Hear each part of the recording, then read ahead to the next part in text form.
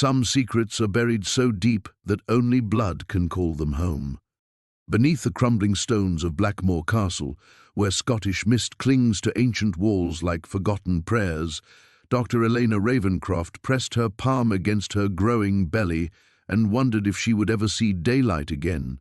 The chamber that had welcomed her touch 3 days ago now held her prisoner, its walls pulsing with symbols that seemed to breathe with her own heartbeat. She was a woman of science, trained to unravel the mysteries of the past with careful hands and rational thought. But nothing rational could explain why her 6-week pregnancy had transformed into what felt like 6 months, or why whispers in a language older than Gaelic seemed to echo from within her own body. The darkness pressed against her like a living thing, and somewhere in its depths, something waited. When the stone seal finally cracked with the sound of breaking bones, Elena expected death. Instead, she found herself staring into the crimson eyes of a man whose face belonged in the medieval manuscripts she'd spent her life studying. His skin was pale as winter moonlight. His presence filled the chamber with an ancient, terrible power, and when he saw her, he stumbled backward as though she were the monster. What could make a creature of nightmare flee in terror from a pregnant woman trapped in stone? Before we jump back in, tell us where you're tuning in from. And if this story touches you, make sure you're subscribed, because tomorrow I've saved something extra special for you. The hook. Impossible, the creature whispered, and Elena felt the words slice through the fetid air between them like a blade. His voice carried the weight of centuries, cultured, precise, with an accent that belonged to no living nation. She should have been terrified. Any rational person would have screamed, would have pressed themselves against the far wall and begged for mercy. Instead, Elena found herself studying him with the same analytical intensity she brought to her research. He was tall, perhaps 6.5 feet, with the lean build of a predator. His dark hair fell to his shoulders in waves that suggested he'd been running his fingers through it, and his clothes, a long black coat over what appeared to be a perfectly tailored shirt, looked both timeless and expensive. But it was his eyes that held her captive. They burned like garnets in firelight, ancient and intelligent and utterly inhuman. "You're him," she said, surprised by the steadiness of her own voice. "The Vampire King, Aldrich Thorne." He flinched as though she'd struck him. "You should not know that name." "I'm a medieval historian. I know a lot of names that most people have forgotten." Elena struggled to her feet, one hand braced against the stone wall, the other cradling her impossibly swollen belly. The symbols beneath her palm flared brighter, casting dancing shadows across both their faces. "The question is, what are you doing here? This chamber has been sealed for over 500 years. I felt..." His gaze dropped to her stomach, and something flickered across his features, confusion, perhaps even pain. There was a disturbance, a calling in my blood that I have not felt since... He trailed off, shaking his head. "This cannot be." Elena had always been too curious for her own good. It was what had driven her to pursue her doctorate, what had brought her to this god-forsaken castle in the first place, and what made her take a step closer to him now instead of cowering in the corner. "Since when?" "Since my bloodline died out." The words came out as a snarl. "Since I became the last of my kind, cursed to walk this earth alone until the stars burn cold." The baby kicked, hard enough that Elena gasped and pressed both hands to her belly. The movement was visible even through her clothes, and when Aldrich's eyes tracked it, his face went completely white. "When?" he demanded, moving toward her with inhuman speed. Elena found herself backed against the wall, close enough to feel the unnatural chill that emanated from his skin. "When did you conceive? I don't see how that's any of your... when?" The walls themselves seemed to vibrate with the force of his voice. 6 weeks ago, she snapped, her temper finally overriding her scholarly fascination. "And before you ask, no, I don't know who the father is." It was one night, at a conference in Prague.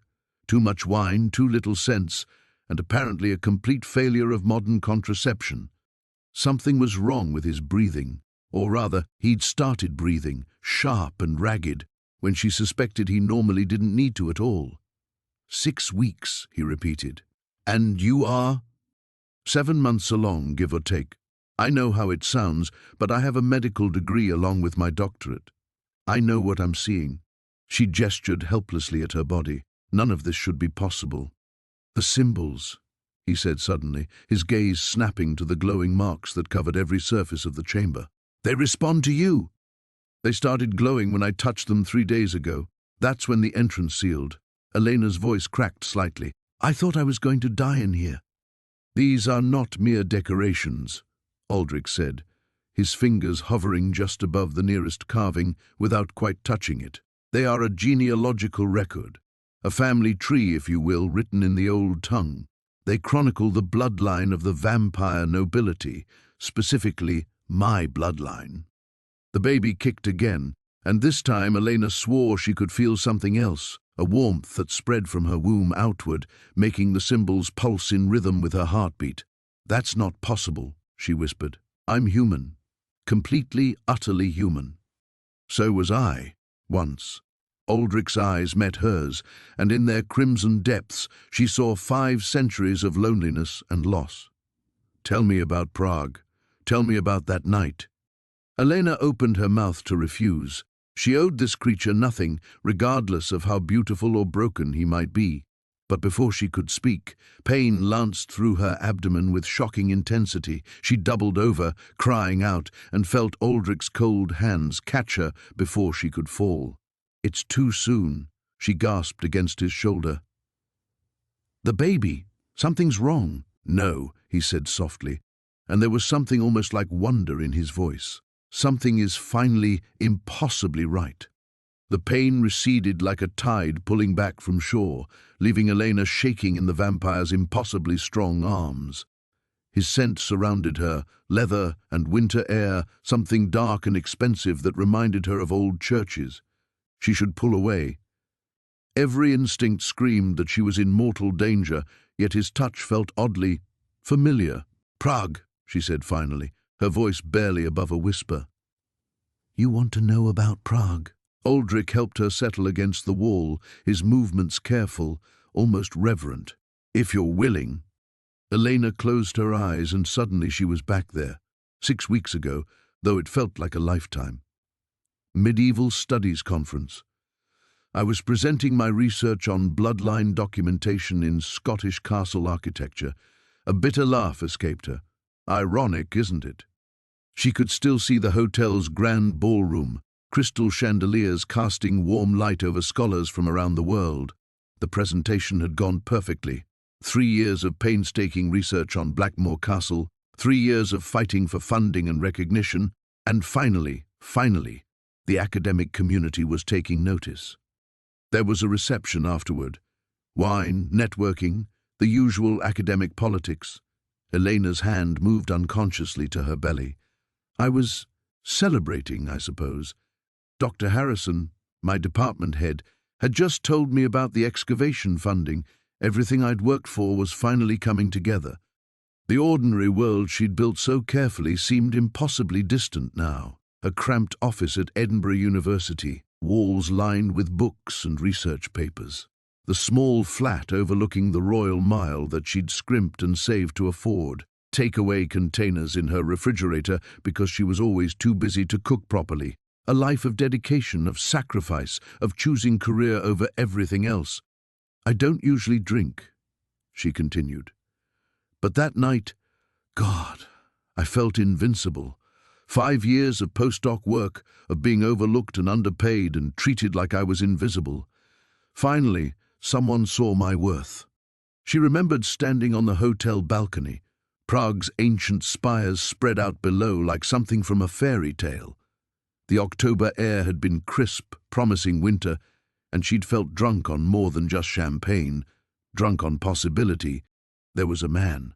The words came harder now. He appeared beside me on the balcony, and I swear I hadn't seen him arrive. Dark hair, expensive clothes, accent I couldn't place. Elena's eyes snapped open, meeting Aldrich's intense gaze. He knew about my research, knew details I'd never published. Something shifted in Aldrich's expression. Recognition, perhaps guilt. What did he look like? Tall, pale, beautiful in a way that didn't seem quite real. Elena's heart was beating faster now. His eyes, they caught the light strangely, and when he smiled, she trailed off, memory crystallizing into terrible certainty. It was you. No, but his denial lacked conviction. Oh God, it was you. Elena struggled to stand, panic flooding her system. You were at the conference. You sought me out. This, she gestured frantically at her impossibly swollen belly, this was planned. Elena, listen to me. How long have you been watching me? Following me? Her voice cracked as pieces fell into place. My research on Blackmore Castle, the funding that came through so quickly, the fact that the excavation team found this chamber so easily, none of it was coincidence, was it? The ordinary life she'd thought she was building, the career she'd sacrificed everything for, it had all been manipulation. Every triumph, every moment of pride and accomplishment, tainted by the realization that she'd been nothing more than a pawn in some centuries-old game. The department meetings I missed for doctor appointments, she whispered. My research assistant covering my classes while I dealt with this impossible pregnancy. My colleagues asking questions I couldn't answer. Elena's hands fisted in her hair. Sarah thinks I've lost my mind. She's been my best friend for 8 years, and I've been lying to her for weeks, because how do you explain that you're carrying a baby that's growing at twice the normal rate? Sarah, who'd held her when she'd cried over her mother's death, who'd celebrated every small academic victory, every published paper, every conference acceptance, who'd planned to be the baby's godmother and had already started knitting blankets in cheerful yellow. My entire life is built on my reputation, Elena continued, the words pouring out like blood from a wound, on being Dr. Elena Ravencroft, the scholar who solved the mystery of Blackmore Castle's missing records. And now, she laughed, the sound edged with hysteria. Now I'm going to be the colleague who disappeared into a sealed chamber with impossible markings, carrying an impossible child. The symbols pulsed around them, responding to her distress. In their light, Aldrich looked ancient and terrible, and unutterably sad. I know what I've taken from you, he said quietly, but please let me explain. Another contraction hit, stronger this time, and Elena bit back a scream. Whatever was growing inside her, it was running out of time, and so was she. Elena gripped the stone wall as the contraction subsided, her breath coming in sharp gasps. The chamber's ancient symbols pulsed with increasing urgency, their light casting wild shadows that seemed to move independently of their source. Explain? She managed, fury cutting through her pain. Explain how you manipulated my entire career? How you... The temperature in the chamber plummeted without warning. Frost began forming on the walls despite the symbol's warmth, and Elena's breath misted in the suddenly frigid air. Aldrich's head snapped toward the sealed entrance, his body going rigid with predatory alertness. They've found us, he said, his voice carrying a deadly quiet that made Elena's blood freeze. I thought we had more time. Who's found us? But even as she asked, Elena could hear it, a low grinding sound, like stone being carved by impossible forces. The sealed entrance that had trapped her for 3 days was moving, ancient mechanisms groaning to life. The Council of Shadows, Aldrich said, and there was something in his voice Elena had never heard before, fear. They felt the awakening just as I did, the symbols calling across centuries, announcing the return of something they thought they had destroyed. The grinding grew louder, accompanied by voices speaking in a language that predated Latin, words that made the very air seem to thicken with menace. Elena pressed herself against the genealogical wall, the symbols beneath her palms flaring so brightly they hurt to look at. What do they want? Aldrich's laugh was bitter as winter wind. To finish what they started 500 years ago, to ensure that no heir to the vampire throne ever draws breath. His crimson gaze fixed on her swollen belly. To kill you and the child you carry. The baby kicked violently as if responding to the approaching threat, and Elena cried out as another contraction seized her. This one was different, stronger, more purposeful. Her water broke in a rush of fluid that glowed faintly gold in the chamber's ethereal light. "No," she whispered, "not now, not here." But her body had other plans. The pregnancy that had accelerated beyond all medical possibility was reaching its inevitable conclusion, and there was nowhere to run. The entrance was nearly open now, shadows moving beyond the widening gap, and Elena could smell something on the air that made her primitive hind brain scream in terror.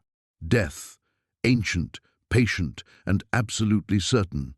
"I can hold them off," Aldrich said, moving toward the entrance with fluid grace. "But not for long. Elena, listen to me carefully. When this child is born, you will have a choice to make." "What choice?" Another contraction hit, and Elena bit back a scream. Whatever was coming through that entrance, she could hear their whispers now, promising violence in languages that had been old when Rome was young.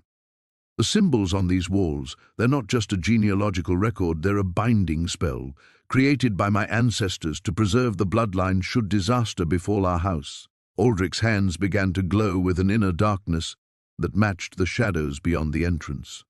"If you activate it, the child will inherit everything. My immortality, my power, my throne. But more than that." The seal finally broke completely, and 3 figures glided into the chamber like living nightmares.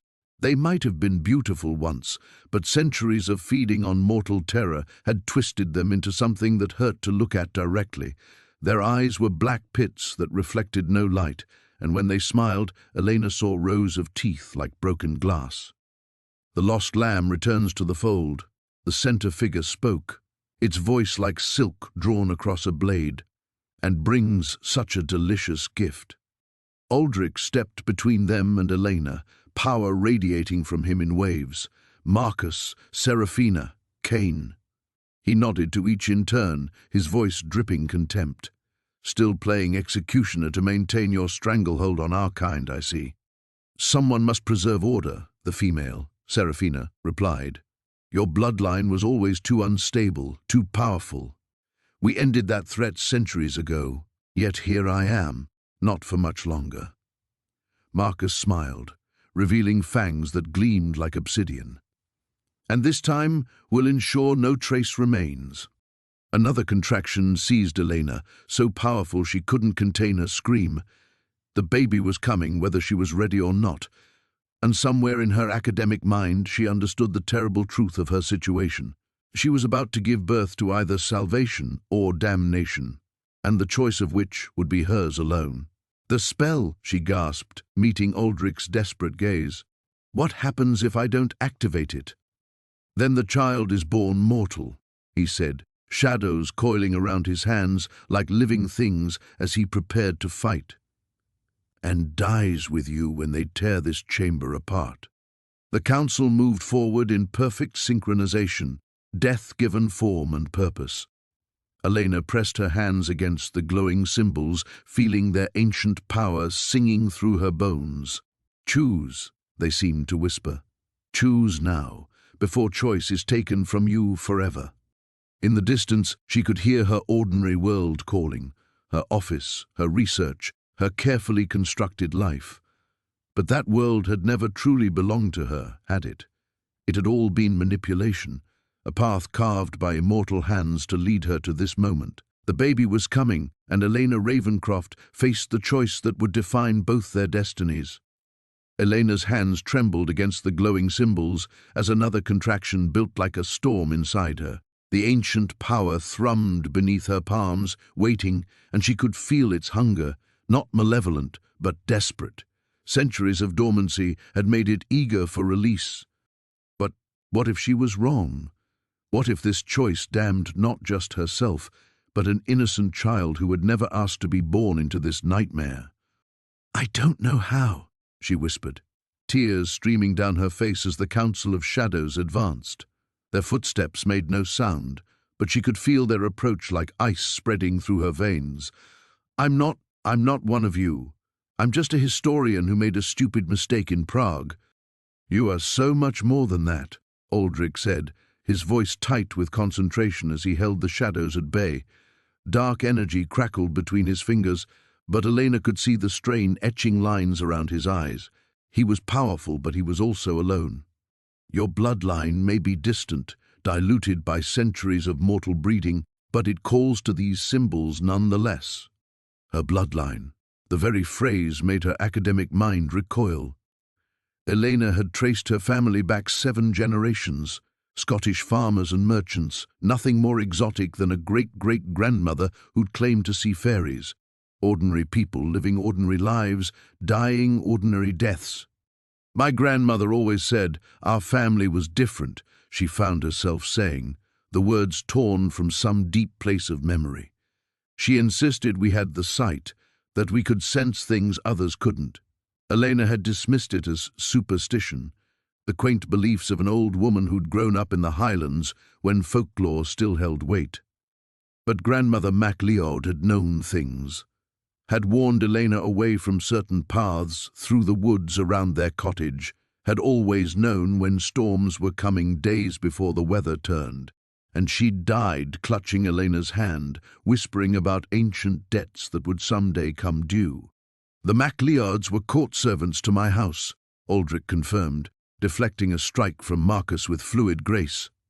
Blood, black as midnight, splattered the chamber walls. Your ancestor bore a child to my younger brother. The bloodline lived, hidden and protected, waiting for this moment. Another contraction seized her, so intense that Elena's vision grayed at the edges. The baby was crowning now, and with its descent came a surge of power that made every symbol in the chamber blaze like captured starlight. She could feel the spell responding, ancient words in a language she'd never learned forming on her tongue. But fear froze them there. Fear of what she might unleash, of what her child might become. What if the council was right? What if Aldrich's bloodline was too dangerous, too unstable? She'd read enough history to know that power corrupted. That absolute power corrupted absolutely. Did she have the right to birth something that might become a monster? The baby's first cry split the air, thin, reedy, utterly human. Elena looked down through tears to see a tiny face screwed up in outrage, perfect and pink, and so achingly normal that her heart nearly broke. A daughter. She had a daughter. For one precious moment, the world stilled. Even the council seemed frozen by the sight of the newborn, this impossible child who should not exist. Then Serafina moved with inhuman speed, reaching for the baby with claws like polished bone. No! Elena's scream tore from her throat as maternal instinct overrode everything else.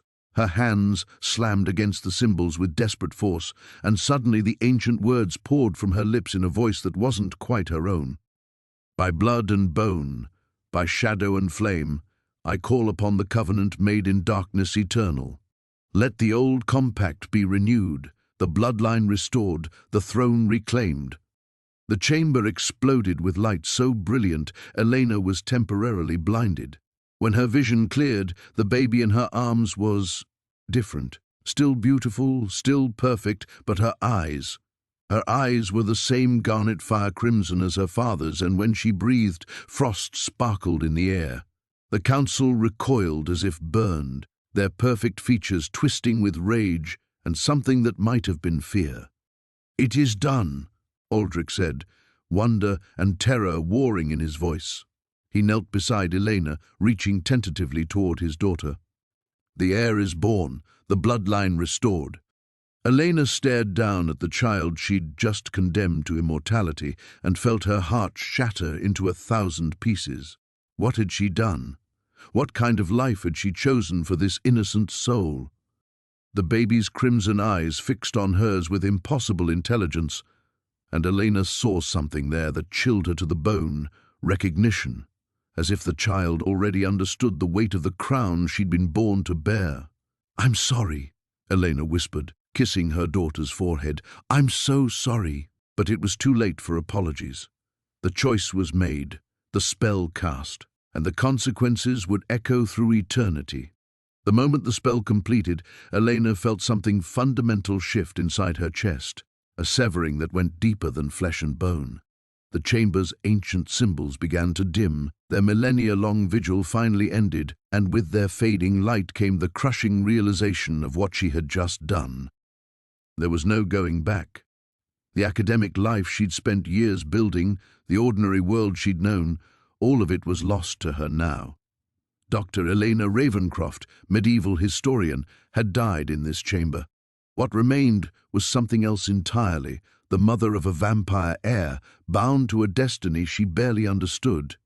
The baby, her daughter, gazed up at her with those impossible crimson eyes, and Elena could already see the otherworldly intelligence growing there.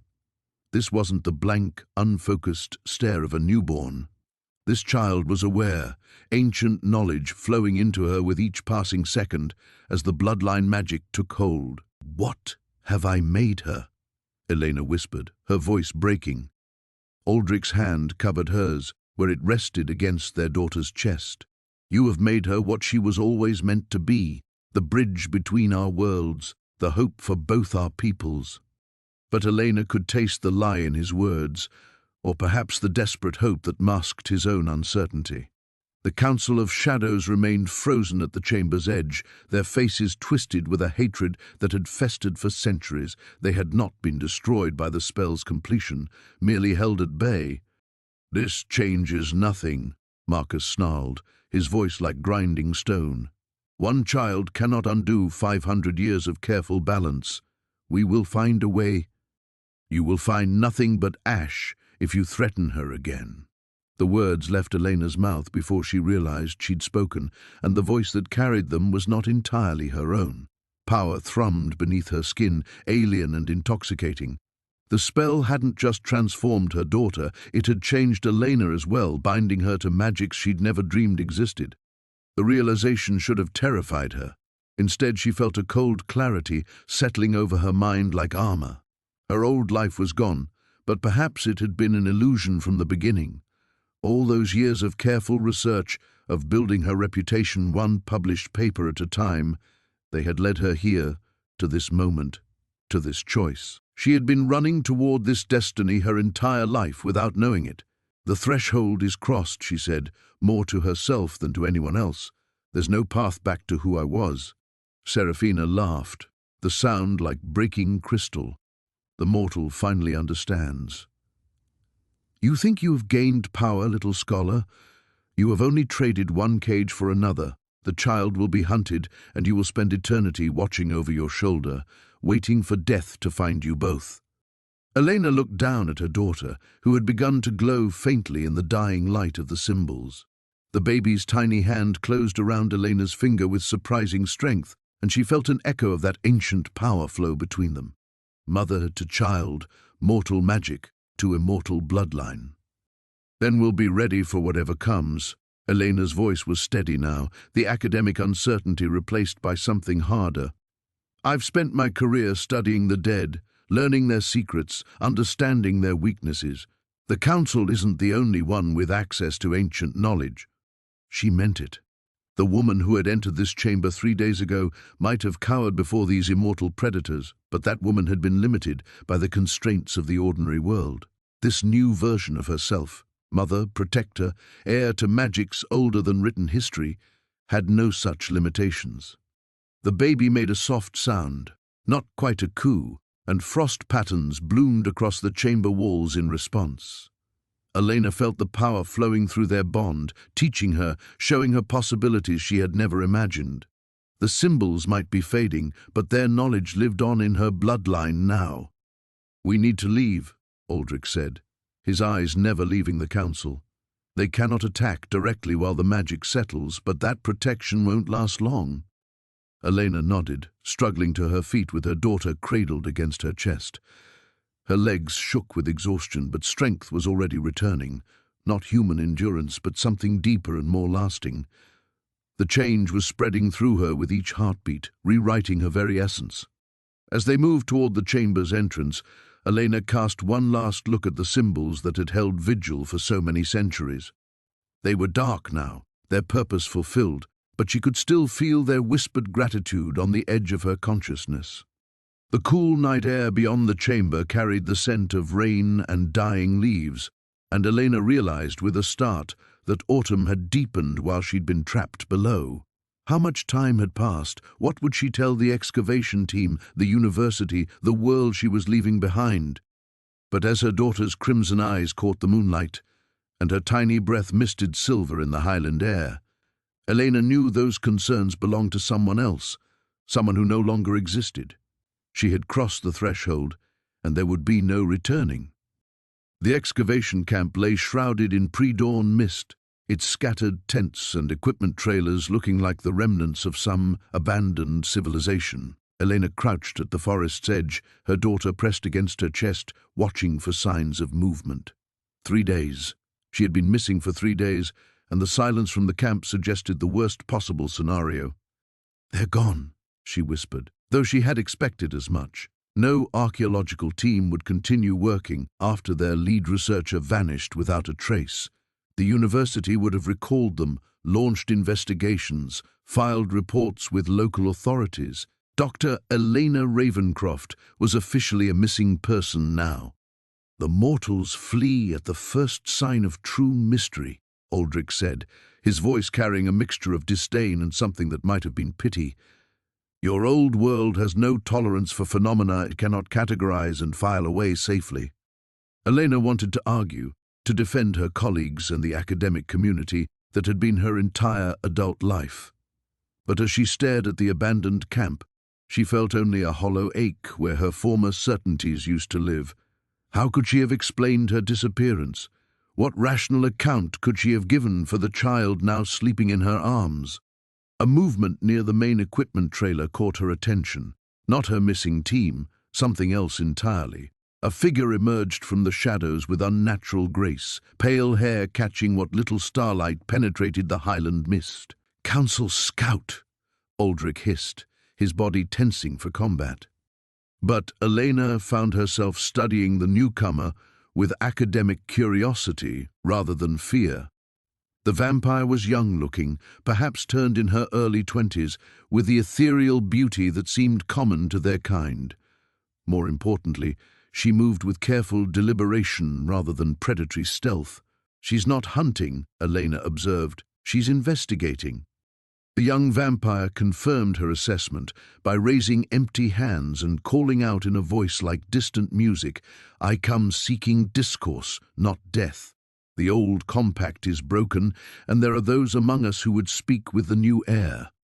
Elena felt Aldrich's surprise through the strange connection that had formed between them during the spell's casting. "Lysandra," he breathed, "I thought the council had destroyed you centuries ago." They tried. The vampire stepped fully into view, revealing clothing that suggested she had been moving through the mortal world recently. Jeans, hiking boots, a practical jacket that spoke of careful observation and adaptation. But some of us learn to hide among the humans, to survive in the spaces between their rigid understanding of reality. Elena's researcher instincts stirred despite everything. "You've been living in the modern world? For how long?" Lysandra's smile was surprisingly warm. "Since the 1920s, when I realized the Council's vision of immortal supremacy was a path to extinction. The world was changing, becoming smaller and more connected. Hiding in castles and ancient ruins was no longer sustainable." "Lysandra was always too clever for her own good," Aldrich said, but Elena detected affection beneath his wariness. "What brings you here now? Surely not sentiment." "The awakening was felt across 3 continents," she replied, her gaze fixing on the baby in Elena's arms. "Every vampire, werewolf and practitioner of the old magics knows something fundamental has shifted. The question now is whether that change leads to renaissance or apocalypse." Elena stepped forward, surprising herself with her boldness. "You said there were others who wanted to speak with us. Others like you?" "A network that has been building for decades," Lysandra confirmed. "Immortals who chose integration over isolation, who learned to thrive in the human world rather than merely prey upon it. We call ourselves the New Covenant." The name resonated strangely in Elena's mind, as if echoing something half-remembered from her grandmother's stories. "What do you want with my daughter?" "To offer protection, training, a chance for her to grow into her power without the Council's influence or their enemies' constant threats."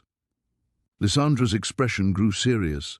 The child will need teachers, Elena. Guides who understand both the old ways and the new realities. Aldrich's knowledge is vast but centuries out of date. The world she must inherit is not the one he left behind.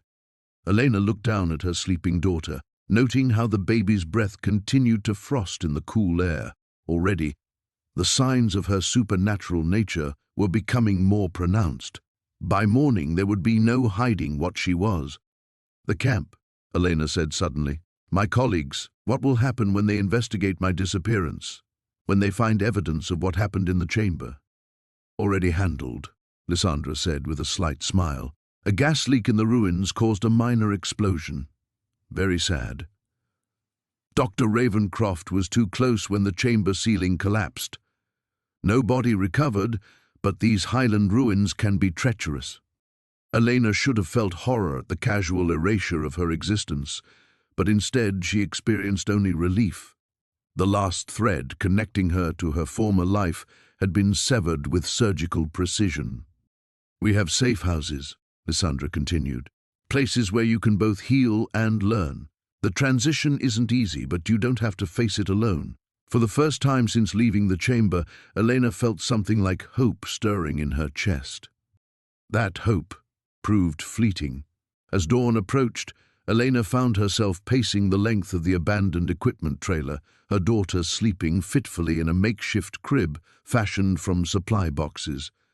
The baby's dreams seemed troubled, tiny fists clenching as frost patterns spread across the metal walls with each restless movement. "She's getting stronger," Elena murmured, watching ice crystals bloom wherever her daughter's breath touched the air. "How long before she becomes dangerous?"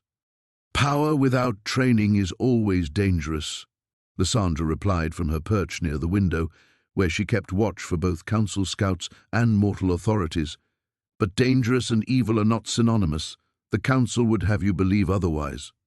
Aldrich stood apart from them both, his ancient eyes fixed on some middle distance that might have been memory or prophecy. Elena could feel his internal struggle through their newfound bond, centuries of isolation warring with the terrifying prospect of trusting others with his heir's safety. "The new covenant," he said finally, testing the words like they might burn his tongue. "How many?"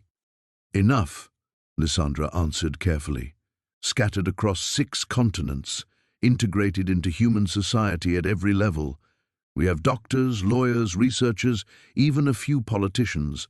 The masquerade is easier when you understand the world you're hiding in." Elena's academic mind latched onto the implications. "You've been studying us, human society, our institutions, our weaknesses, and your strengths."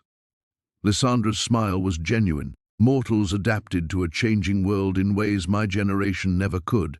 You embrace technology, globalization, the rapid pace of social evolution. We learn to embrace it too, or perish in irrelevance." The baby stirred, a soft whimper escaping her lips, and Elena felt an immediate stab of maternal concern. But when she reached for her daughter, the child's skin was cold, not the chill of sickness, but something deeper and more fundamental. The transformation was accelerating. "What's happening to her?" Elena's voice cracked with suppressed panic. "The bloodline is asserting itself," Aldrich said, moving to Elena's side with fluid grace. "She will not age as mortal children do. By winter's end, she will appear to be a year old. By her first true birthday, she will have the development of a human child twice her age." The words hit Elena like physical blows. She had known her daughter would be different, but the reality of watching a child grow at supernatural speed filled her with a grief she couldn't name. All the normal milestones, the gradual development that should have stretched across years, stolen before they could be properly treasured. "And the council?" Elena forced herself to ask the harder question. "When will they come for her?" "Soon." Lysandra's expression darkened. "Marcus has already sent word to the European territories. They're mobilizing resources that have been dormant for centuries. This isn't just about eliminating a threat anymore. It's about preventing a revolution." Elena felt something cold and determined crystallize in her chest. She had spent her career studying the fall of civilizations, the patterns that preceded collapse. The council represented the old order, clinging to power through fear and isolation, but power structures that refused to adapt were ultimately doomed to fall. "Then we need to be ready for war," she said quietly. Aldrich turned to stare at her, surprise flickering across his carved features. "Elena?" "No." The word came out sharper than she intended. "I've made my choice, crossed my threshold. If they want to hurt my daughter, they'll have to go through me first. And I suggest they remember that I spent 15 years learning how immortal beings have died throughout history." The threat wasn't empty bravado. Elena could feel new knowledge flowing through her consciousness, not just the academic understanding of vampire weaknesses she'd carried before, but something deeper and more intuitive. The spell that had transformed her daughter had left its mark on Elena as well, awakening abilities she was only beginning to comprehend. Lysandra laughed, a sound like silver bells in winter wind. "Perhaps there's hope for this alliance after all. The new covenant has been waiting 3 centuries for a catalyst strong enough to challenge the old ways." "What exactly are you proposing?" Aldrich asked, his voice carefully neutral. "Safe passage to our primary sanctuary in Switzerland," Lysandra replied. "A chance for Elena to learn control, for the child to develop her abilities under proper guidance, and when the council inevitably comes for you," she smiled, showing just a hint of fang, "they'll find themselves facing forces they never anticipated." Elena looked down at her sleeping daughter, noting how the baby's features seemed to be subtly refining themselves, becoming more defined with each passing hour. By the time they reached Switzerland, she might be dealing with a toddler rather than an infant. The thought should have terrified her. Instead, Elena felt only fierce determination.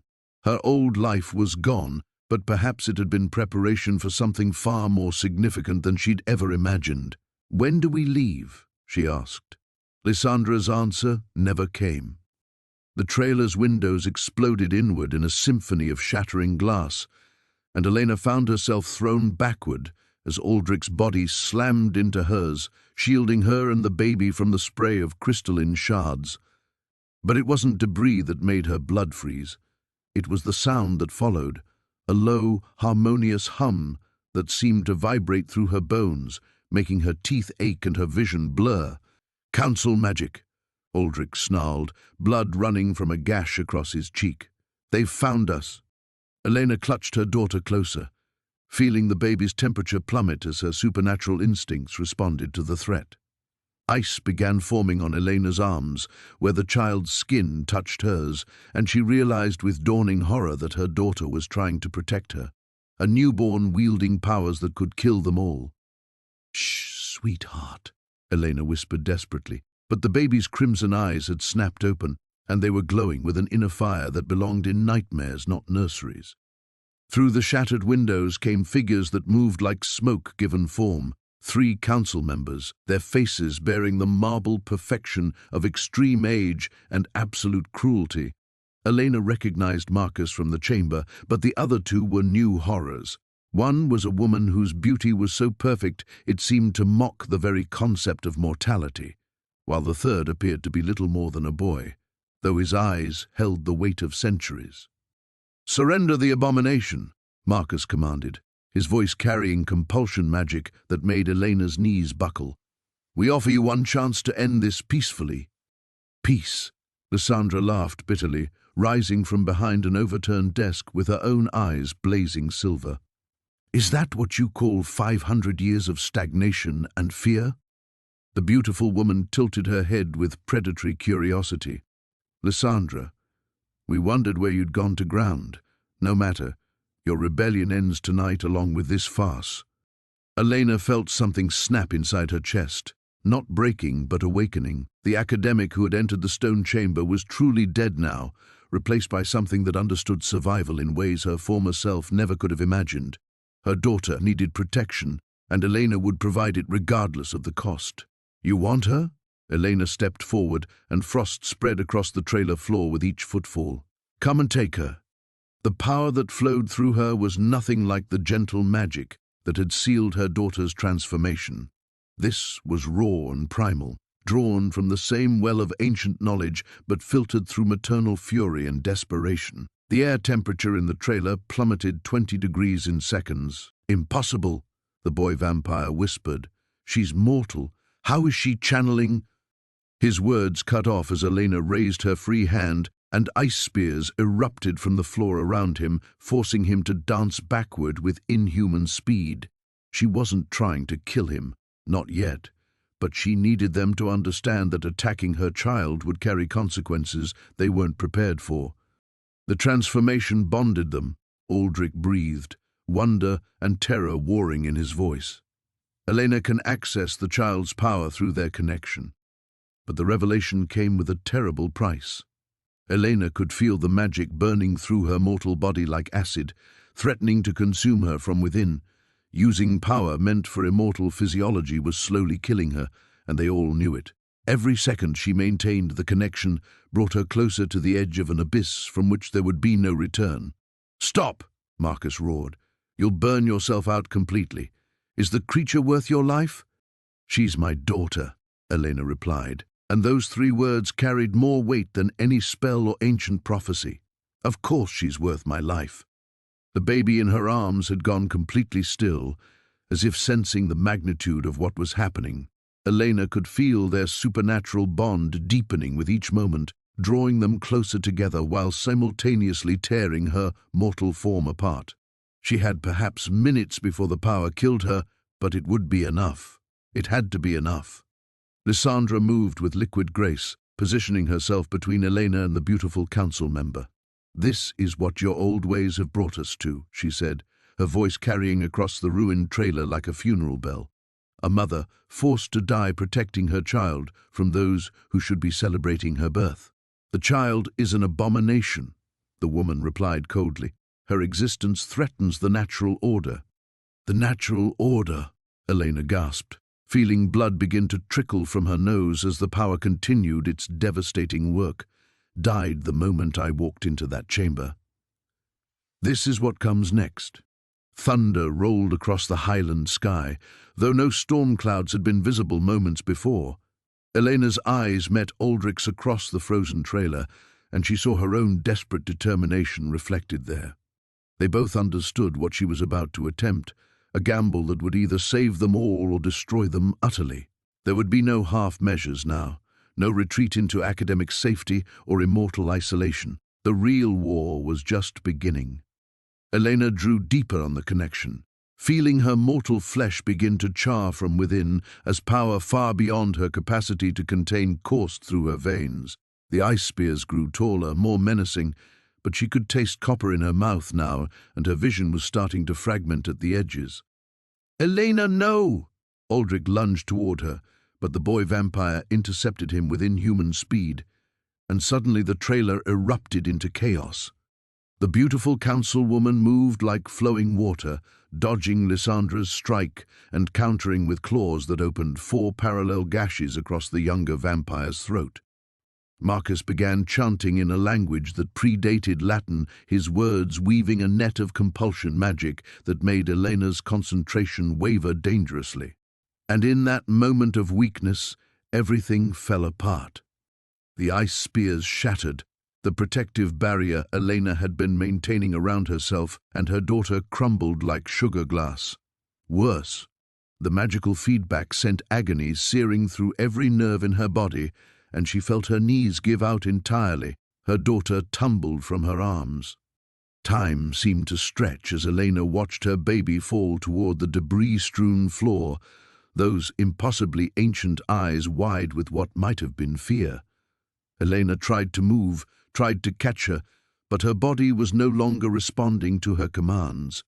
The borrowed power had burned out crucial connections between her mind and flesh, leaving her a passenger in her own failing form. The baby hit the ground with a soft thud that somehow echoed louder than all the violence surrounding them. Marcus smiled with genuine pleasure as he stepped over Elena's convulsing body. How fitting. The would-be savior destroys herself through hubris, and the abomination lies helpless at our feet. "No," Elena whispered, the word barely audible through lips that felt like cracked leather. She could see her daughter lying motionless among the glass shards, could smell the copper scent of blood, whether the baby's or her own she couldn't tell. The connection that had allowed her to channel such devastating power was still there, but using it again would certainly kill her. And even that might not be enough. Aldrich was pinned against the far wall by the boy vampire, whose deceptively young face was twisted with savage joy as he slowly drove his claws deeper into the vampire king's chest. Lysandra had fallen, her throat torn open and her silver blood pooling beneath her still form. The rebellion she'd spoken of with such hope was ending before it could truly begin. The beautiful councilwoman knelt beside Elena's daughter, her perfect features arranged in an expression of mock sympathy. "Such potential," she murmured, reaching down with one alabaster hand.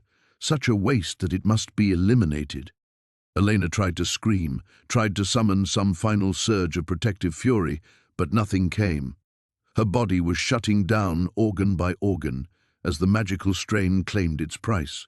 She had gambled everything and lost, and now her daughter would pay for her arrogance with her life. "Wait," Marcus said, and something in his tone made the woman pause with her hand mere inches from the baby's throat. "A look at her." Elena forced her failing vision to focus on her daughter. The baby wasn't moving, wasn't even breathing that she could see, but around her small form, the very air was beginning to shimmer with heat distortion, as if reality itself was bending under some invisible pressure. "She's not unconscious," the boy vampire said, his voice tight with sudden uncertainty. "She's—" He released his grip on Aldrich, taking an involuntary step backward. "She's learning." The words hit Elena like a physical blow. Her daughter hadn't been hurt by the fall. She'd been observing, watching the flow of power, the patterns of attack and defense, the way magic moved through space and time. And now, in the space between one heartbeat and the next, she was preparing to demonstrate what she'd absorbed. The council members felt it too. Marcus began backing toward the shattered windows, his earlier confidence evaporating as the temperature in the trailer began to climb rather than fall. The beautiful woman's hand froze in place, trembling with the effort of maintaining her reach toward the baby. "Impossible," she whispered. "No creature should be able to wield fire and ice." The explosion of raw power that erupted from Elena's daughter didn't discriminate between friend and foe. It simply consumed everything within a 30-foot radius, turning the trailer into a furnace of supernatural flame that burned cold as Arctic wind. Elena felt herself being lifted and thrown by the shockwave, her broken body tumbling through space before crashing into something solid and unyielding. Darkness closed in around her, but not before she heard the screams. Marcus, the woman, even Aldrich crying out as power beyond any of their comprehensions reshaped the very fabric of reality around them. Her last coherent thought before unconsciousness claimed her was a mixture of pride and terror. Her daughter was magnificent, and completely, utterly beyond anyone's control. Elena drifted back to consciousness through layers of impossible sensation, the taste of copper and ozone, the scent of burnt magic thick as smoke, and beneath it all, a profound silence that felt like the aftermath of creation itself. Her body ached in ways that suggested she'd been fundamentally changed, rather than merely injured, each nerve ending singing with residual power that shouldn't exist in mortal flesh. The trailer was gone. Where it had stood, only a perfect circle of glass remained, sand fused into crystalline smoothness by heat that had burned hotter than any earthly fire. Elena lay at the edge of this impossible monument, her daughter cradled against her chest, both of them somehow untouched by the devastation that surrounded them. Her daughter. Elena's breath caught as she looked down at the baby in her arms, because the infant she'd held moments before was gone. The child, gazing back at her with those ancient crimson eyes, appeared to be perhaps 6 months old, her features more defined, her hair already showing hints of Elena's own dark auburn. But it wasn't the accelerated growth that made Elena's heart stutter. It was the expression of calm awareness in those two knowing eyes. "She protected us." Aldrich's voice came from somewhere behind her, rough with wonder and something that might have been fear. In the moment before the explosion, she chose, decided who lived and who died. Elena turned her head, fighting through the disorientation that came with resurrection. Because that's what this was, she realized. She had died in that moment when the magical strain overwhelmed her mortal form, and her daughter had simply refused to allow it. The child had reached across the boundary between life and death and dragged her mother back through sheer force of will. Aldrich stood among the ruins of what had been their sanctuary, his clothes burned away, but his skin unmarked.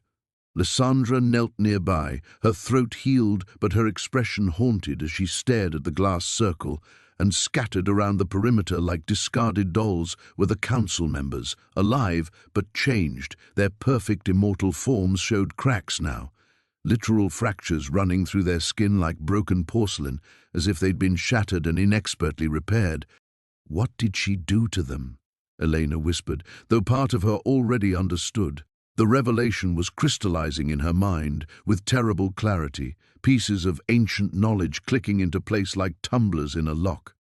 She rewrote them, Lysandra answered, her voice hollow with disbelief. Reached into their essence and edited their nature.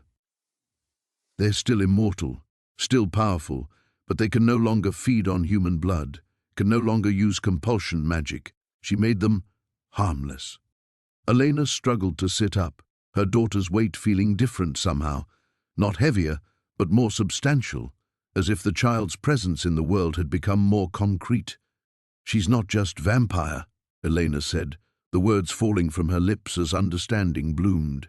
The chamber, the spell that transformed her. It wasn't vampire magic at all.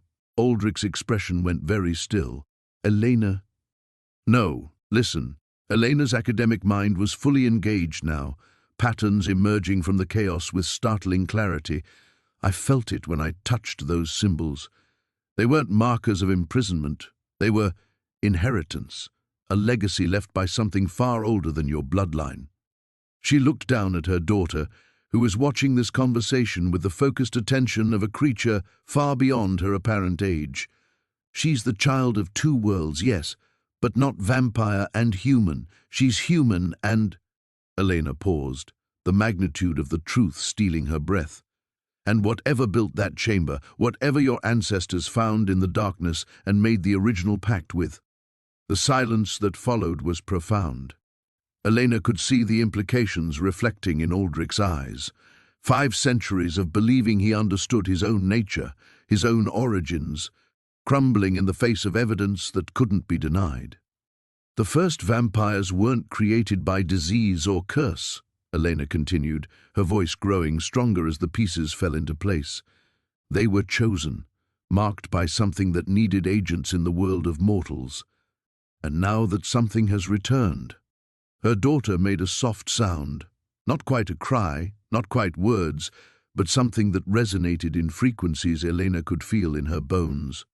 Around them, the highland wind began to move in patterns that defied meteorology, carrying scents of flowers that shouldn't bloom in autumn, sounds of music that belonged to no earthly instrument. The council isn't just wrong about what she represents, Elena said, standing with newfound strength that flowed from a source deeper than muscle and bone. They're obsolete. She's not here to continue their bloodline. She's here to replace it entirely. Marcus stirred among the ruins, his cracked face turning toward them, with eyes that still held intelligence despite their fractured nature. When he spoke, his voice carried none of its former authority. "What have you done?" he whispered. "What have you brought into our world?" Elena looked down at her impossible daughter, then back at the scattered remnants of the old order that had already begun to crumble. "The future," she said simply. The highland wind carried impossible scents. Jasmine that shouldn't bloom in October, ozone crackling with residual magic, and underneath it all, the metallic taste of fundamental change. Elena stood at the center of transformation, her daughter in her arms, watching the old world crumble with each breath they took. Marcus struggled to his feet, his once perfect features marred by hairline fractures that pulsed with dim light. "You cannot simply dismiss us," he said, though his voice lacked conviction. "We are the council. We have guided vampire kind for millennia. Guided them toward stagnation, Lysandra countered, rising with fluid grace, despite the silver blood still staining her throat. Something had changed in her during the explosion. Her eyes now held flecks of the same crimson as Elena's daughter's, as if proximity to the child was rewriting her very nature. Toward fear of change, of growth, of anything that challenged your stranglehold on power.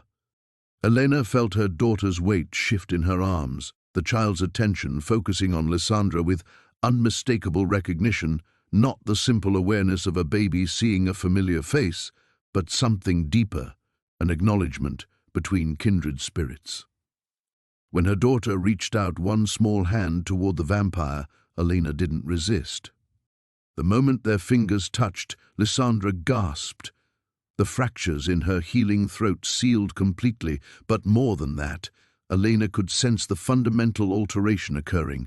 The hunger that had driven her for centuries was transforming into something else entirely, something that fed on possibility rather than blood, on hope rather than fear. "She's making allies," Elena breathed, understanding flooding through her. Not converting them, not controlling them, choosing them. Aldrich approached slowly, his movements careful, as if he were approaching a wild animal that might bolt. "The council ruled through fear and scarcity," he said, his ancient voice carrying new notes of wonder. "They maintained power by limiting what vampires could become. But she's offering evolution instead of extinction." The beautiful councilwoman, Serafina, Elena suddenly knew her name, though no one had spoken it, crawled away from the glass circle on hands and knees, her perfect features twisted with terror. "This is abomination," she whispered. "Order exists for a reason.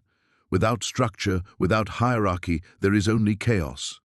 Elena's daughter turned those ancient crimson eyes toward Serafina, and for a moment that stretched like eternity. They simply regarded each other. Child and ancient predator, future and past, measuring each other across a gulf wider than time. Then Elena's daughter smiled, her first true smile, radiant with innocent joy, and Serafina screamed. But it wasn't pain that tore the sound from her throat. Elena could feel it through the connection she shared with her child. Serafina was experiencing choice. For the first time in millennia, she was being offered a path that didn't depend on dominance or subjugation. The terror came from realizing how much of herself she'd surrendered to the hunger, how little remained of whoever she'd been before the council claimed her. "She's not destroying the old order," Elena realized, her academic mind cataloguing the patterns she was witnessing. "She's revealing what it destroyed, showing them what they gave up." Marcus was weeping now, crystal tears that chimed like wind bells as they struck the fused glass. "Centuries," he whispered, "centuries of believing we were preserving something sacred, when we were only feeding on its corpse." Aldrich knelt beside Elena, close enough that she could feel the ancient power thrumming through him, changed now but not diminished. "What happens next?" he asked quietly. "The council is broken, but there are others, older things that move in the spaces between worlds. They'll have felt what happened here." Elena looked down at her daughter, who was now regarding the circle of transformed vampires with the satisfied expression of an artist surveying a completed work. "Then we'll be ready for them," she said, surprised by the certainty in her own voice. "All of us." "All of us?" Lysandra asked, though Elena could hear the hope threaded through her confusion. "The council was right about one thing," Elena said, standing straighter as strength continued to flow through her transformed body. "She is the beginning of something new, but it's not replacement through conquest, it's replacement through choice." Around them, the highland landscape was changing. Where her daughter's power had touched the earth, new growth was emerging. Not the heather and gorse that belonged to autumn, but something older, wilder, carrying echoes of magic from the world's dawn. The very ground seemed more alive, thrumming with potential that made Elena's bones sing in harmony. "We gather others," Elena said, the plan crystallizing as she spoke. "Vampires who remember what they were before the hunger consumed them. Mortals who can feel the change coming and want to be part of it rather than victims of it.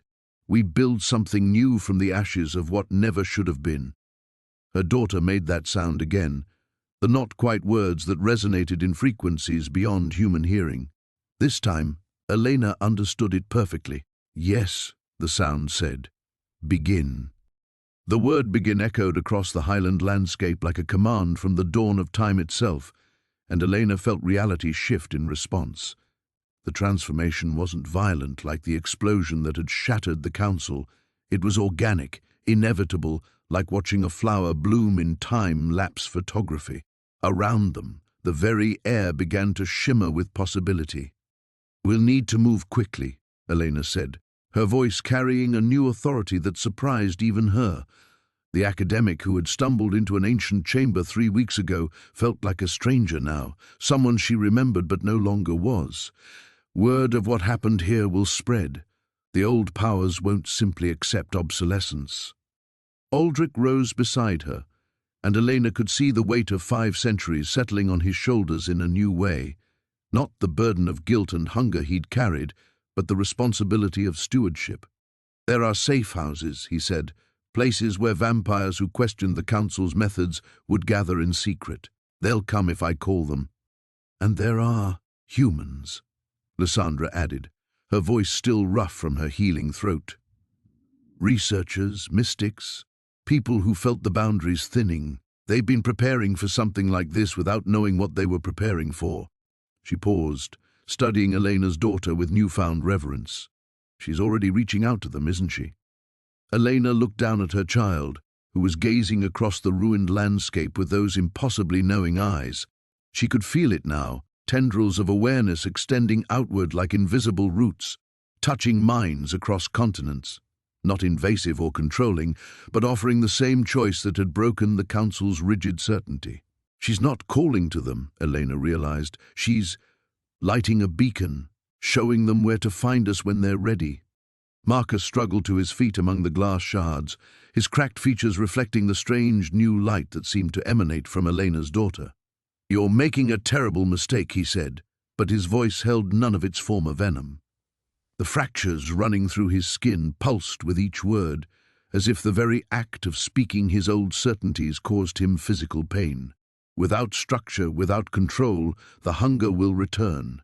Chaos will—" "The hunger was your structure," Elena interrupted, and the words carried power that made the air itself ring like struck crystal. "Fear was your control. She's offering something you've forgotten exists, genuine community, voluntary cooperation, the kind of bonds that grow stronger through choice rather than compulsion." Her daughter shifted in her arms, reaching toward the horizon where storm clouds were gathering with unnatural speed. But Elena could sense that these weren't natural weather patterns. They were responses to the child's presence, the world itself recognizing that fundamental rules had changed. Serafina had stopped her retreat, crouched at the edge of the glass circle like a broken doll. When she spoke, her voice was barely a whisper. "I remember, before the council found me, I was a healer." She looked up at Elena with eyes that held wonder and terror in equal measure. "I had forgotten. How is that possible? How do you forget your own soul?"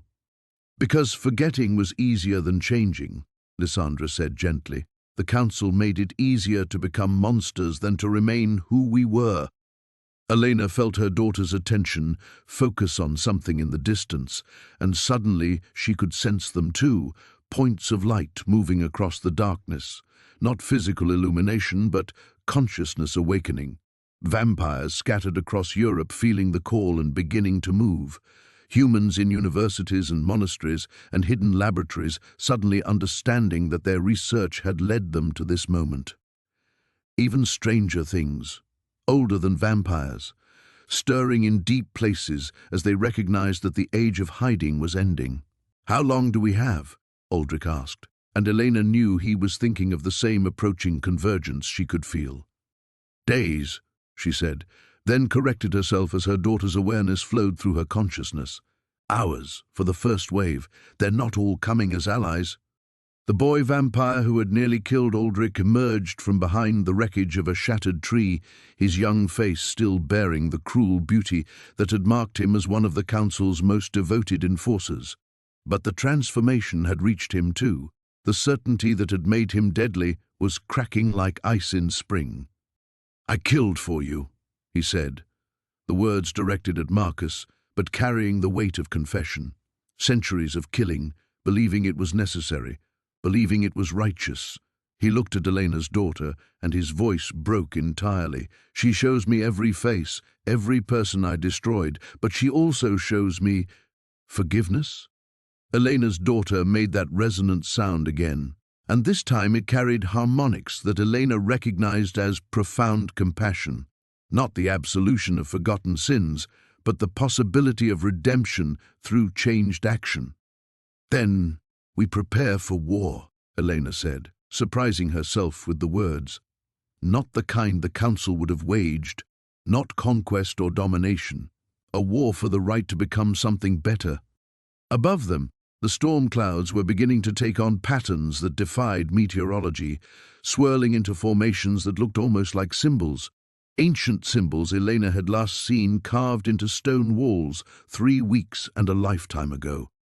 The final confrontation was coming, but they would meet it as something unprecedented in the world's long history, a coalition of choice rather than fear, building toward transformation rather than destruction.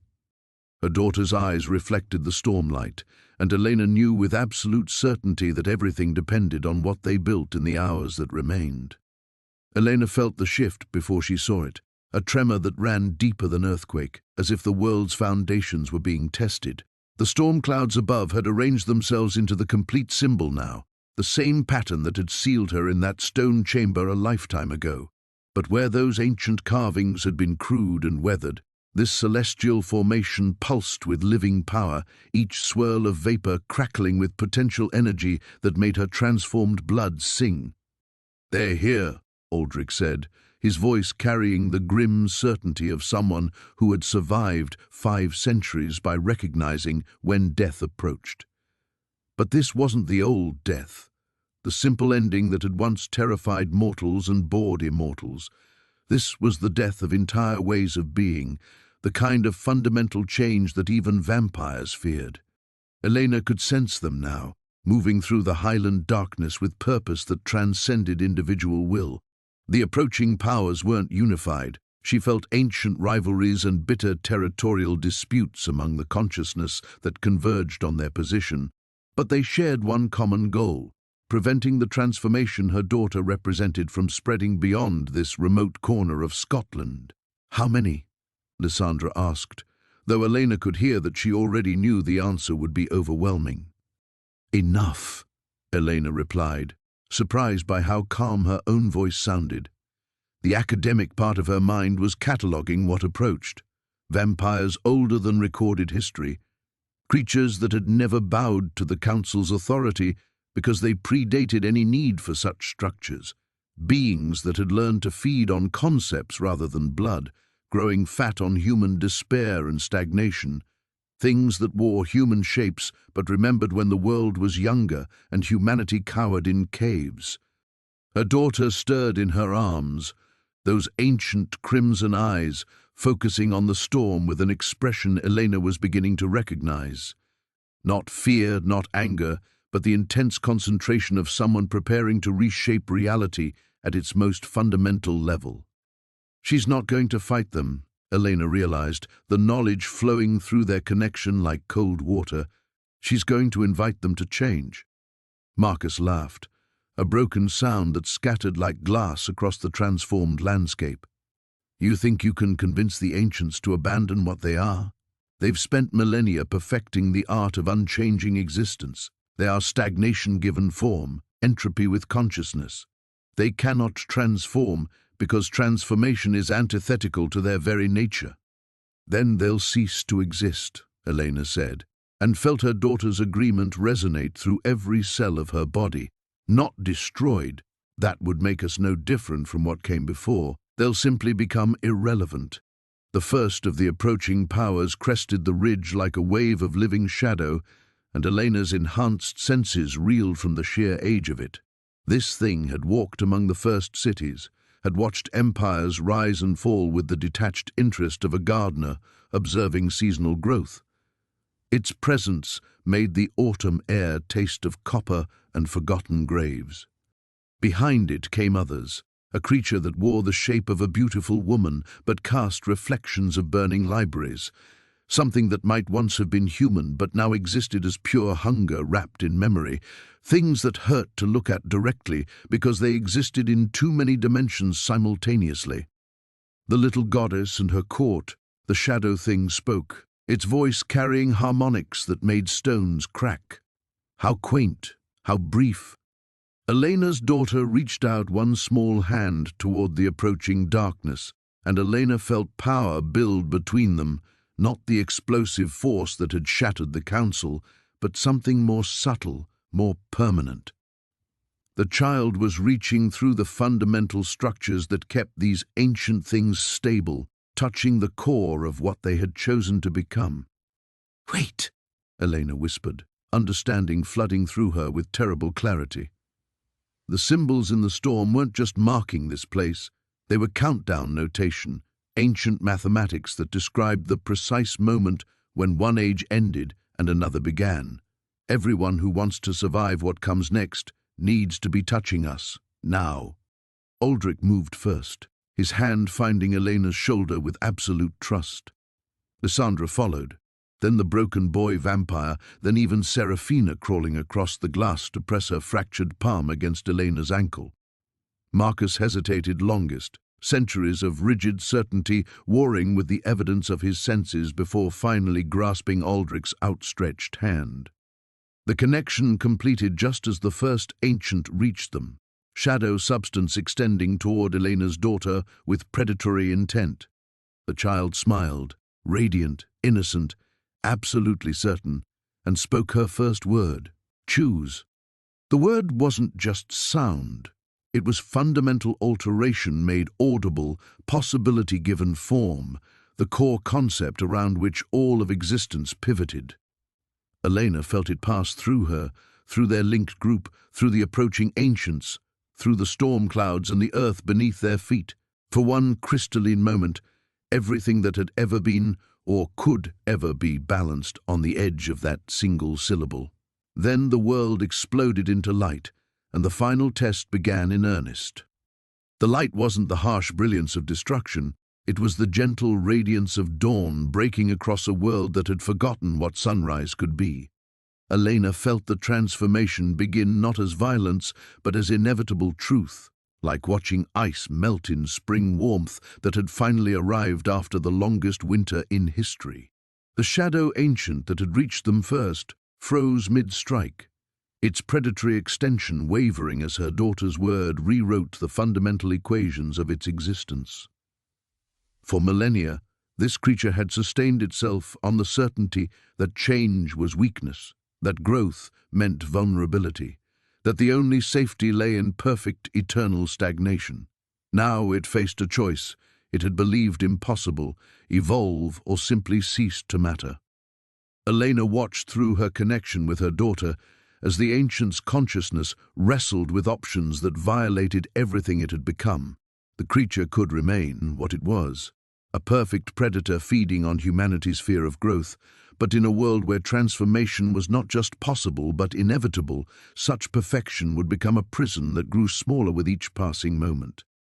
"Choose," her daughter repeated, and this time the word carried harmonics that spoke to every conscious thing within 100 miles. Not demand, not command, but invitation extended with the patient love of someone who understood exactly what was being offered. The second ancient, the thing that cast reflections of burning libraries, shrieked as memories it had buried for centuries suddenly blazed back to life. Elena glimpsed fragments through her daughter's expanding awareness, a young woman in ancient Alexandria, carefully copying texts before the flames could claim them, weeping as knowledge died. Somewhere beneath layers of hunger and accumulated cruelty, that woman still existed, still mourned for the wisdom she had failed to save. "I remember," the creature whispered. its beautiful facade cracking to reveal something younger, more fragile, infinitely more real. I remember why I chose immortality. I wanted to preserve, to protect. The words came out broken, rusty from disuse, but growing stronger with each syllable. I became the thing I sought to fight. Elena felt her daughter's joy at the confession, not triumph over an enemy defeated, but delight at a lost soul finding its way home. The child reached out again, and power flowed between them like golden thread, weaving new possibilities into the fabric of what the ancient could become. But not all of them were accepting the offered transformation. The creature of pure hunger, the thing that had forgotten its own original shape, struck out with tendrils of concentrated despair, seeking to drain the hope from their circle before it could spread further. Elena gasped as emptiness touched her consciousness, threatening to hollow out everything she had built from the moment she first felt her child's heartbeat. Aldrich stepped forward, placing himself between the attack and Elena's daughter, and Elena watched in amazement as he simply absorbed the creature's assault. Not because he was stronger, but because he had already made his choice. The despair broke against him like waves against stone, transformed by contact with someone who had accepted change so completely that stagnation could find no purchase. "Your turn," Aldrich said gently to the hunger creature, and Elena heard centuries of his own guilt and self-loathing transformed into compassion for another lost soul. "I know what it's like to forget who you were. She can help you remember." The creature recoiled, but Elena's daughter was already reaching through the spaces between thoughts, touching memories buried so deep that consciousness itself had forgotten them. A flash of recognition passed through their connection, a young man in medieval times, giving his last crust of bread to a starving child, choosing kindness over survival. The moment of transformation, the vampire's bite, the gradual erosion of every value that had once defined him. "No," the creature whispered, but Elena could hear the lie in its voice. It did remember.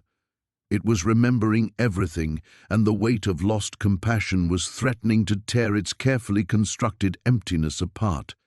The storm above them pulsed, and Elena realized that more powers were arriving, things older than the ancients, entities that existed in the spaces between reality's foundation stones.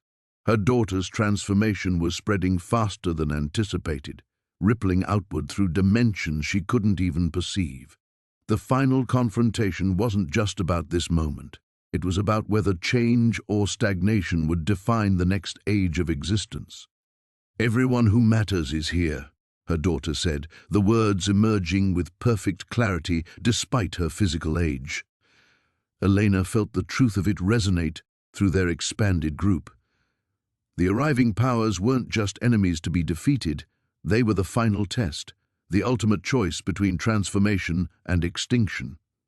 Through her daughter's eyes, Elena could see what was coming, the deepest of the old powers, the ones that had shaped reality's rules in the first place, rising from their millennia of slumber to prevent the fundamental changes her child represented. They wouldn't offer individual choice. They would seek to unmake the very possibility of change itself. The final battle wouldn't be fought with power against power, but with the simple, revolutionary idea that existence could be better than it was, and everything would depend on whether love could prove stronger than the universe's deepest fear, the terror of becoming something new. The entities that emerged from the spaces between reality made the ancients look like children playing at power. Elena felt her consciousness strain just trying to perceive them, beings that existed as pure concept, as the fundamental forces that had written the universe's first laws. They came not as individuals but as absolute principles, entropy given consciousness, stagnation made manifest, the very idea of unchanging order that had governed existence since the first star ignited. Elena's daughter looked up at them with those ancient crimson eyes and smiled with heartbreaking innocence. In that moment, Elena understood with crystalline clarity what victory would cost. "She has to give up being my daughter," Elena whispered, the words torn from her throat like pieces of her soul. Through their connection, she felt her child's gentle agreement, tinged with love so profound it made the autumn air shimmer. To transform them, she has to become something beyond individual existence. Beyond us. Aldrich's hand tightened on her shoulder, and she felt his understanding flow through the link. The child they had created, the daughter Elena had carried for 3 impossible weeks, would have to transcend every limitation that made her theirs. She would become transformation itself, not a being who could change things but change incarnate, spreading through reality like ripples across an infinite pond. "The price of saving everything is losing what matters most," Elena said, her voice steady despite the tears streaming down her face. "She won't be our daughter anymore. She'll be everyone's possibility." The first of the cosmic entities reached them, a thing that existed as the concept of never, the absolute negation of potential. Where it touched reality, colors faded to gray, hopes withered to dust, and the very idea of improvement became not just impossible but literally unthinkable. Elena felt its presence pressing against their circle like a weight of dead centuries. Her daughter reached up to touch Elena's cheek with one small hand, and in that contact, Elena felt everything.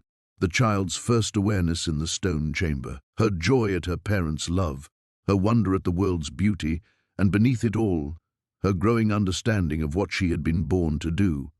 There was no fear, no reluctance, only the pure acceptance of someone who had never doubted their purpose. "I love you, Mama," the child said, speaking her second phrase with the same world-reshaping power as her first. But this time, the transformation was intimate, personal, cutting through Elena's heart with surgical precision. "I'll always love you. But love means letting go when holding on would hurt everyone."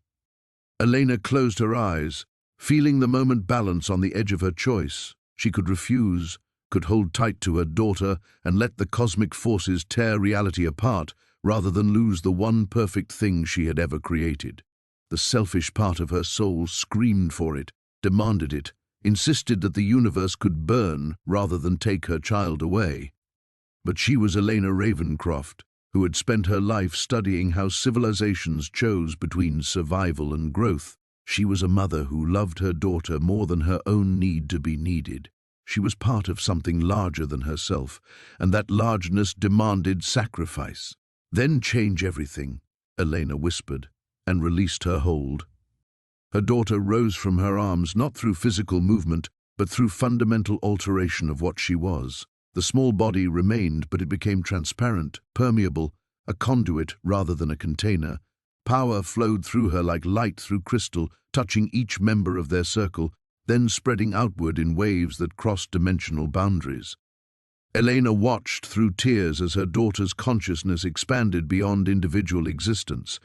The child's love didn't disappear, it became universal, touching every being capable of growth with the same gentle invitation she had once offered only to her parents. The entities of never and always found themselves faced not with opposition, but with transformation so profound that their very nature as absolute concepts became untenable. The shadow ancient that had first reached them suddenly straightened, its predatory form resolving into something Elena recognized, a guardian, ancient beyond measure but no longer empty, the creature that had worn burning libraries as reflections laughed with joy as knowledge began flowing through her again, no longer hoarded but freely shared. Even the thing of pure hunger found itself filled for the first time in millennia, sustained not by draining others, but by participating in the endless circulation of growth and change.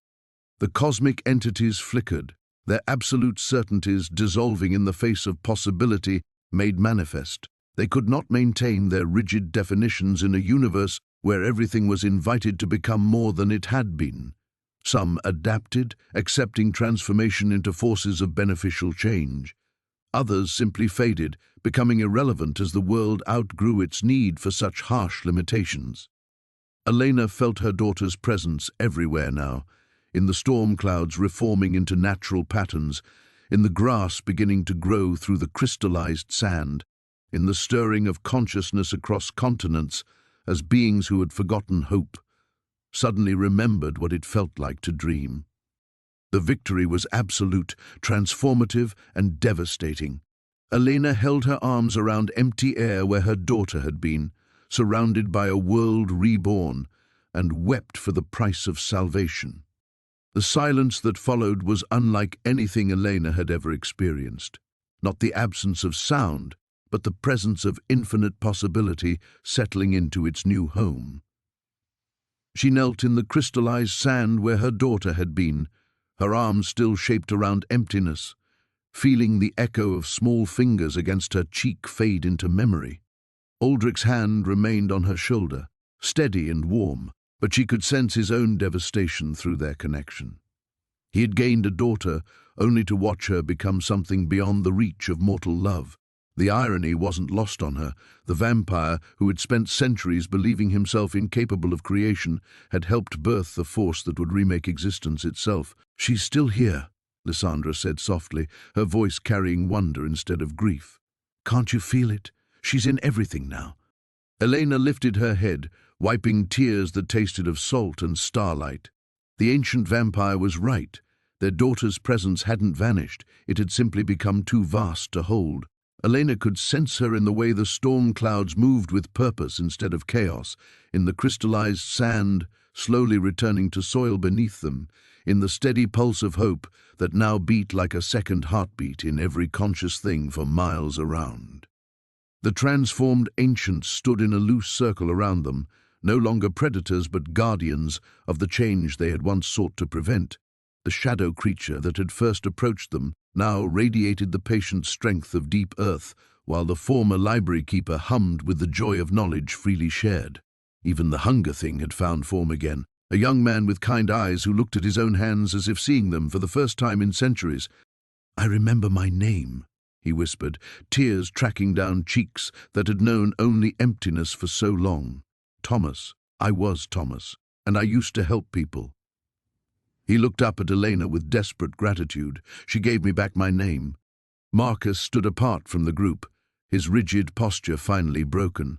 The council leader who had orchestrated so much suffering now stared at his hands as if they belonged to a stranger. "What we did to you," he said, his voice hollow. "The chamber, the experiments, the attempts to bind power that was never meant to be caged. How do you forgive something like that?" Elena felt her daughter's influence touch the words before she spoke them, not controlling but offering wisdom born from universal perspective.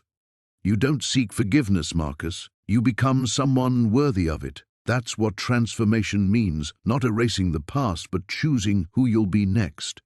The broken boy vampire, David, she remembered now, his name restored along with his humanity, stood with Seraphina's hand in his. Both of them looked younger somehow, as if the weight of their accumulated sins had become fuel for growth instead of chains dragging them toward damnation. "What happens now?" David asked. "The old order is gone. The council is scattered. The ancient powers that enforce the old rules have either transformed or faded. What comes next?" Elena rose slowly, Aldrich's support helping her find her feet. The question seemed to echo across the transformed landscape, carrying implications that stretched far beyond their small group. In the distance, she could see lights beginning to flicker in the valley below. Not the harsh glare of fear and violence, but the warm glow of communities tentatively reaching out to each other. "We build something better," Elena said, feeling the truth of it settle in her bones. Not perfect. Perfection was what the old powers demanded, but better, always reaching toward better. She looked around the circle of transformed beings, vampire and ancient, broken soul and guardian spirit, and saw the future taking shape in their faces. They would be the first teachers of the new age, living examples that change was possible no matter how far one had fallen or how long one had stagnated. Aldrich's arms encircled her from behind, and she leaned back against his chest, feeling his steady presence anchor her to the moment. "She chose well," he murmured against her hair. "Our daughter knew exactly what she was creating."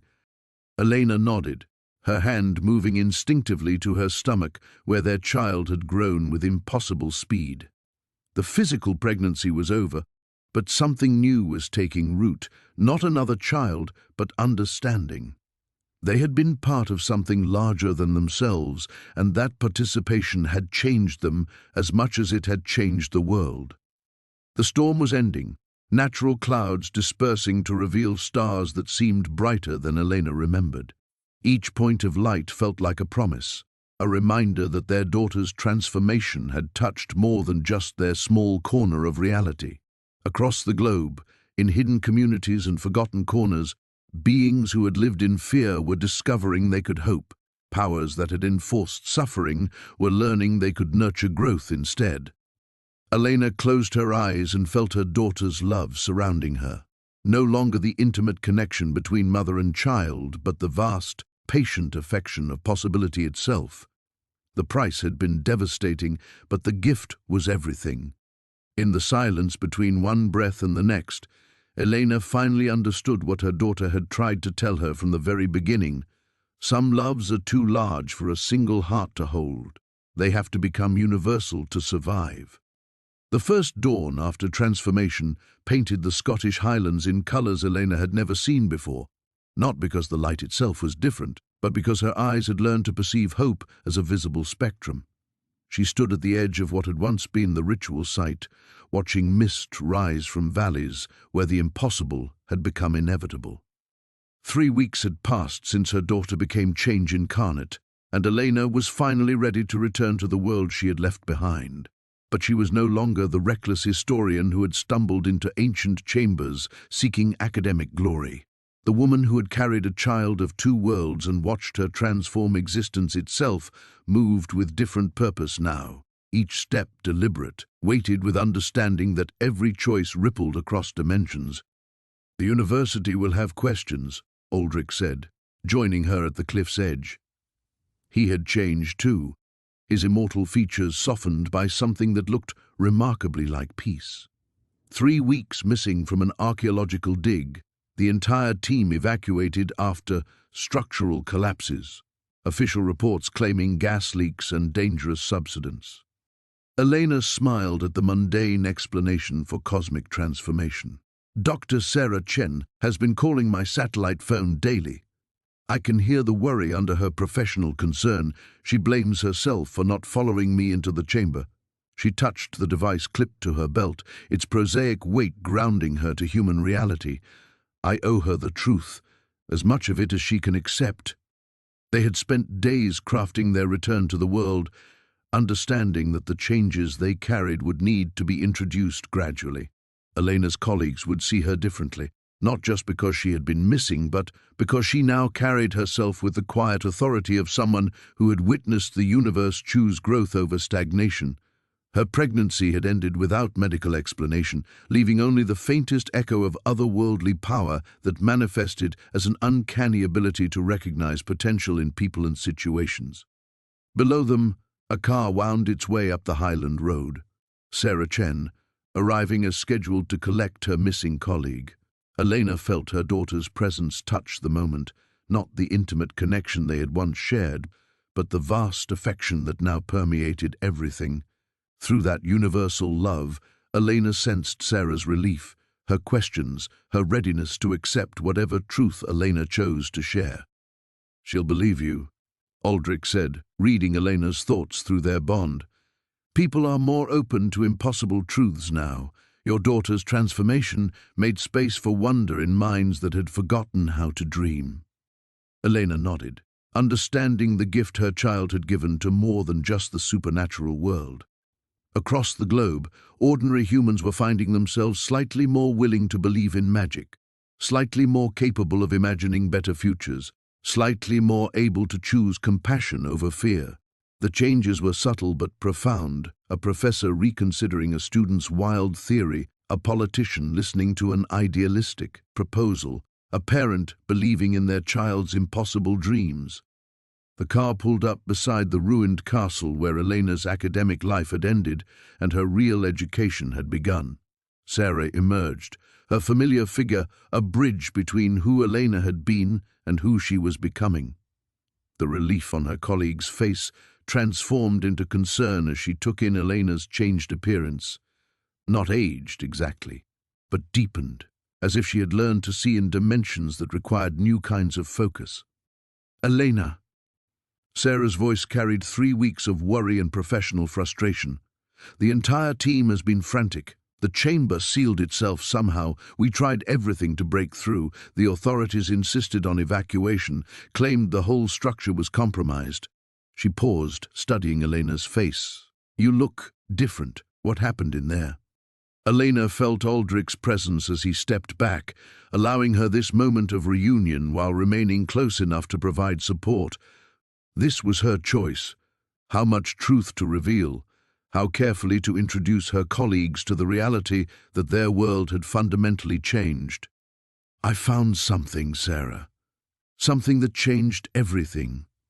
Elena chose her words carefully, letting truth carry more weight than explanation. The symbols on the chamber walls, they weren't just decorative. They were functional, part of something larger than we understood. I made contact with the previous inhabitants of this place. Sarah's scientific skepticism warred with genuine concern for her colleague. Elena could see the internal struggle, made easier by her daughter's subtle influence on human consciousness. Where once such claims would have been dismissed immediately, now there was space for possibility. The pregnancy, Elena continued, watching understanding dawn in Sarah's eyes. It wasn't normal. The child I carried was part of something ancient, something that needed to be born to heal old wounds between different kinds of life. Where is the baby? Sarah asked, her voice gentle with the particular care reserved for trauma survivors.